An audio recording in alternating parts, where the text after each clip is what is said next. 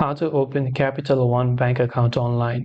To open up Capital One bank account online, open your browser and go to capitalone.com. Go to the option called Checkings and Savings and first choose what kind of account you want to create, whether a savings account or a check-ins account, and simply go ahead and open up any of the account that you wish to create.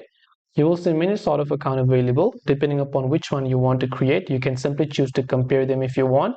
All you have to do is just click on the open account option that you would be able to find over there. Once you've done that, on the next page it will ask you to apply. So you have to fill out this questionnaire. I will simply select no for now. It will ask you for other legal information. Depending upon what you want to do, click on the continue button.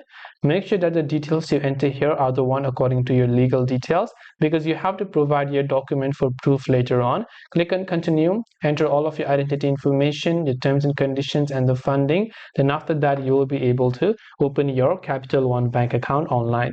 And this way you'll be able to open up your Capital One bank account online. Hope this video helps you. If you have any questions, feel free to leave them down. Thank you for watching and see you in the next video.